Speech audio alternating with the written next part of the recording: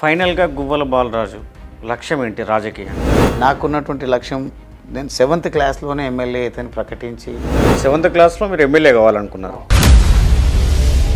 ఆ టైంలో నాకు మైండ్లో వచ్చింది నేను ఎమ్మెల్యే కావాలని.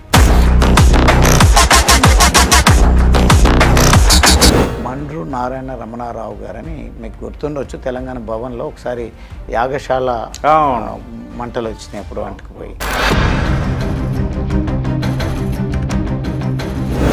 వారు నన్ను కేసీఆర్ గారికి పరిచయం చేయడం జరిగింది. ఓకే, కేసీఆర్ గారిని ఏం రాజకీయాలు ఇష్టం లేదా అంటే నాకు రాజకీయాలే ఇష్టం, నా లక్ష్యమే అదని పొగరుగా చెప్పాను నేను.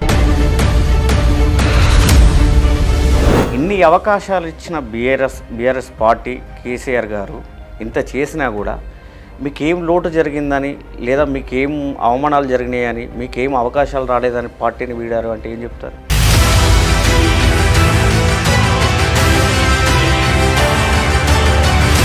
నేను నిర్ణయం తీసుకొని బయటికి రావడానికి కూడా కేసీఆర్ గారి ప్రసంగమే ఒక రకంగా కారణం.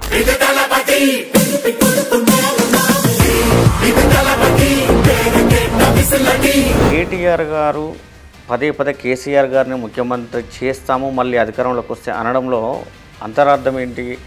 కేటీఆర్కు హరీష్ రావుకు మధ్యలో గొడవలు ఉండడం వలన రెండు పార్టీలకు చర్చ ఏంటంటే మేము అధికారంలోకి వస్తామంటే మేము అధికారంలో, మేము గెలుస్తామంటే మేము గెలుస్తాం. ఓ పక్కనేమో కేసీఆర్ గారు ప్రజలు గెలవాలంటారు, వీళ్ళేమో మేము గెలవాలంటారు. గత ప్రభుత్వం అంటే మీరు పనిచేసినటువంటి బీఆర్ఎస్ ప్రభుత్వం కూడా కేంద్రంతో సఖ్యతగా ఏం లేదు కదా. ప్రధాని గారు వచ్చినప్పుడు కూడా ముఖ్యమంత్రిగా కేసీఆర్ గారు వెళ్ళి రిసీవ్ చేసుకున్నటువంటి సందర్భం లేదు. ఎస్సీ ఎస్టీ రిజర్వేషన్ కమ్యూనిటీలో లేదా రిజర్వేషన్ చోట్ల ఎమ్మెల్యేగా గెలిచినటువంటి వాళ్ళలో ఎంతమందికి నిర్ణయాధికారం ఉంది? నేను వెళ్ళి వాళ్ళ నిర్లక్ష్యాన్ని ప్రశ్నించి కొట్లాడితే పైపెచ్చు మా వాళ్ళు చేసింది ఏంటంటే గువ్వల బాలరాజుకు లెక్కలేనితనం ఎక్కువైపోయింది, అహంకారం ఎక్కువైంది. సీనియర్ ఐఏఎస్ని మాట్లాడతాడు, సీనియర్ అధికారిని మాట్లాడతాడు. ఇదేం పోకడం, ఈ పోకడ అసలు దీనివల్లనే ఓడిపోతున్నాడు, దీనివల్లనే గ్రాఫ్ పడిపోతుందని లేని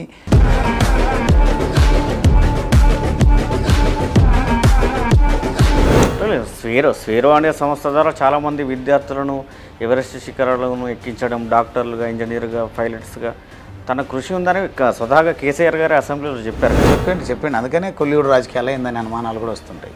అయితే కానీ ఎన్ని కొల్లివుడు రాజకీయాలైనా లాస్ట్కు దురాశ ఎక్కడ పెరిగిందంటే కేసీఆర్ గారిని దించాలి, ప్రభుత్వాన్ని కూలగొట్టాలి, రేపు అధికారంలో రాగాలి, ఏనుగునెక్కి ప్రగతి భవన్ పోవాలని మాటలు మాట్లాడారు. కానీ ఆయన మొన్న మీ అచ్చంపేట నియోజకవర్గంలో పెట్టిన కార్యకర్తల సమావేశంలో కన్న తల్లి లాంటి పార్టీని వీడి గువ్వల బాలరాజు ద్రోహం చేశాడు, మోసం చేశాడు అనేది ఆరోపణ. గువ్వల బాలరాజు విధానం సరైందా?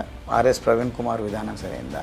గువ్వల బాలరాజుకి ఎథిక్స్ ఉన్నాయా? లాయల్టీ ఉందా? వీరికి లాయల్టీ ఉందా? వీరు కేవలం అచ్చంపేటలో ఉండే గువ్వల బాలరాజు గారికి మాత్రమే వార్నింగ్ ఇస్తలేరు. 15 సంవత్సరాలుగా 15 మంది కార్యకర్తలను కూడా తయారు చేసుకోలేని ఒక పార్టీకి వెళ్ళి అస్త్రసన్యాసం చేశాడు గువ్వల బాలరాజు అని. మీకు అండగా నిలబడి మీకు మార్గదర్శనం చేయాల్సిన నాయకుడు ఇలా అస్త్ర సన్యాసం చేసి వెళ్ళిపోయిండు ఆయన గువ్వల బాలరాజు గారు. ఈరోజు ఒక్కడిగానే వెళ్ళిన అని అంటున్నారు కదా, బాగా ట్రోల్ చేస్తున్నారు.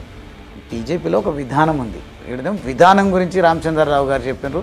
వారు అడ్వకేటు, సీనియర్ నాయకుడు, ఎమ్మెల్సీగా పనిచేసిన అనుభవం, రాష్ట్ర అధ్యక్షుడిగా అద్భుతంగా ముందుకు పోతున్నాడు, పార్టీని ముందుకు తీసుకెళ్తున్నాడు. వారు మాట్లాడిన మాటను వక్రీకరిస్తూ పైశాచిక ఆనందాన్ని పొందుతున్నారు పాపం బీఆర్ఎస్ పార్టీ నాయకులు.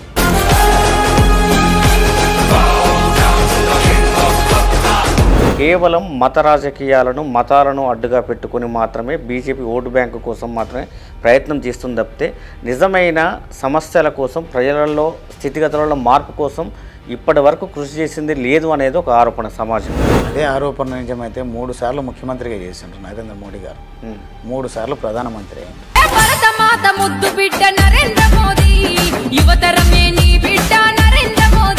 మతం గురించి, కులం గురించి బాబాసాహెబ్ ఎక్కడ ఎప్పుడు ఏం మాట్లాడినారో మన అందరికీ తెలుసు. వారు ఎప్పుడు కుల వ్యవస్థకు వ్యతిరేకంగా ఉన్నారు. మీరు ఏ మతమైనా ఏ కులమైనా పర్వాలేదు, మీకు నచ్చినట్టుగా వ్యవహరించండి, అది భారత రాజ్యాంగం మీకు హక్కు కల్పిస్తుంది అని చెప్పారు. అంబేద్కర్ మన భారత భాస్కర, మీరే లేకుంటే మేమేమైపోతుంటిమో. పార్టీలో గువ్వల బాలరాజుకు ఎంపీ టికెట్ ఇవ్వకపోయినా, ఎమ్మెల్యే టికెట్ ఇవ్వకపోయినా, మినిస్టర్ చేయకపోయినా, అధికారికంగా ఏ టికెట్ ఇవ్వకపోయినా కూడా పనిచేయడానికి సిద్ధంగా ఉన్నారు. అరే ఒక టర్మ్ పదవి లేకుంటే ఏమవుతుంది? ఇప్పుడు నేను పదవి లేదు, చచ్చిపోతున్నా.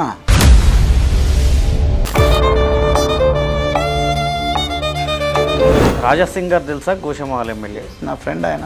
మీ ఫ్రెండా? ఓకే. ఈరోజు ఒక స్టేట్మెంట్ ఇచ్చాడు పరోక్షంగా మిమ్మల్ని ఉద్దేశించి. బీజేపీకి వచ్చిన కొత్తలో ముందు కూర్చుంటుంది, రాను రాను అది వెనుక కూర్చేస్తారు. మనం అనుకున్న సొంత లక్ష్యాలను నెరవేర్చుకోవడం బీజేపీ పార్టీలో సాధ్యం కాదు. వారు ఏ కోణంలో అన్నారో వారిని ఎప్పుడైనా కలిసినప్పుడు నేను మాట్లాడతా.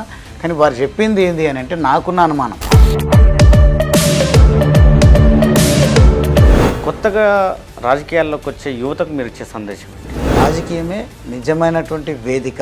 రాజకీయాల ద్వారానే చట్టసభల్లో అడుగు పెడితేనే మనం ఏదైనా చేయగలుగుతాం. కాబట్టి ఆ దిశగా మీ చదువులు కానీ, ఆలోచనలు కానీ, మీ అడుగులు కానీ ఉండాలని యువతను కోరుకుంటూ, దయచేసి యువతరం రాజకీయాల్లోకి రండి.